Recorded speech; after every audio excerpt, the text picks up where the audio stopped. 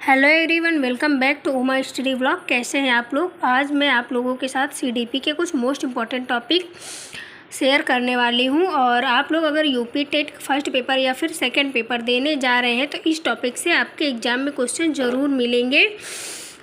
तो ये मैं नोट्स प्रिपेयर करी हूँ। मैं अपना जो नोट्स प्रिपेयर करी हूँ वही मैं आप लोगों के साथ शेयर कर रही हूँ। और आप लोग चैनल को सब्सक्राइब नहीं किए हैं तो सब्सक्राइब ज़रूर कर लीजिएगा। और वीडियो में आप लोग वीडियो को लास्ट तक ज़रूर देखिएगा, क्योंकि ये जो टॉपिक मैं बता रही हूँ इस टॉपिक से आपके एग्ज़ाम में क्वेश्चन आते हैं। बहुत ज़्यादा बड़ा वीडियो नहीं होगा। तो चलिए शुरू करते हैं कि जो बालक की अधिगम अक्षमता है। पहला हो गया जैसे डिसकैलकुलिया।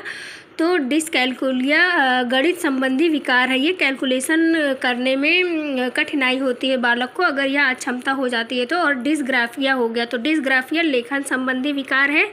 डिसग्राफिया लेखन संबंधी विकार है। और डिसलेक्सिया हो गया तो पढ़ना संबंधी वाचन संबंधी विकार है। डिसलेक्सिया जिसको हो जाता है पढ़ने में कठिनाई होती है।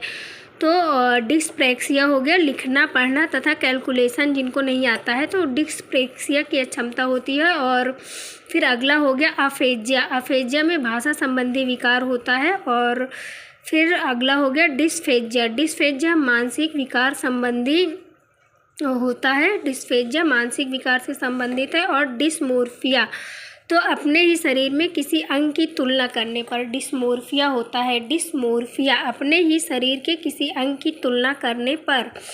और डिस्थीमिया तनाव संबंधी विकार होता है। डिस्थीमिया क्या है? तनाव संबंधी विकार है। और बुलिमिया खान पीन संबंधी विकार होता है, अर्थात अधिक खाना बुलिमिया। और डिस्मोर्फिया या कम खाने के बावजूद भी बालक को सही स्थिति का ज्ञान नहीं होता है। और डिस्मोर्फिया होता है अपने ही शरीर के किसी अंग की तुलना करने पर होता है, अथवा अपने किसी सहपाठी से अपने आप को अधिक सुंदर बताने की चेष्टा या फिर अक्षमता डिस्मोर्फिया कहलाता है। और एक हो गया डिस्फेजिया। तो जब बालक में मानसिक विकार के कारण भाषा संबंधी विकार उत्पन्न होता है तो फिर डिस्फेजिया होता है। और यह यूपी टेट के लिए सीडीपी में बहुत ज़्यादा इम्पॉर्टेंट टॉपिक है।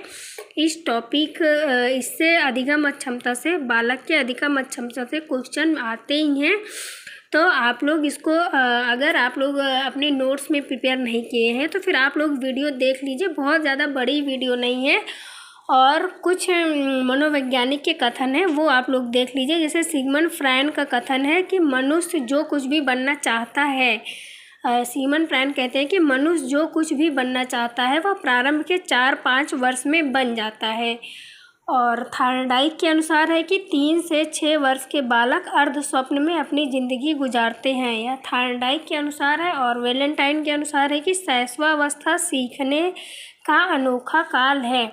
वैलेंटाइन बोलते हैं कि शैशवावस्था सीखने का अनोखा काल है। और रूसो के अनुसार है कि बालक के हाथ पैर व नेत्र उसके प्रारंभिक शिक्षक है। रूसो के अनुसार बालक के हाथ पैर व नेत्र उसके प्रारंभिक शिक्षक हैं। स्टैनले हॉल के अनुसार किशोरावस्था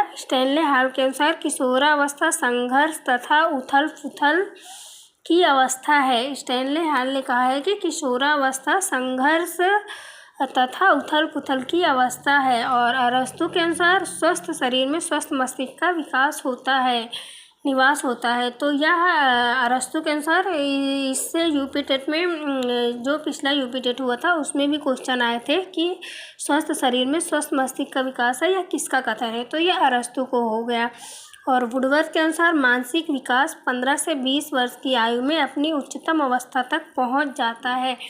तो यह आप लोग यूपी टेट की प्रिपरेशन कर रहे हैं तो सीडीपी का ये बहुत ज़्यादा इम्पोर्टेंट टॉपिक है।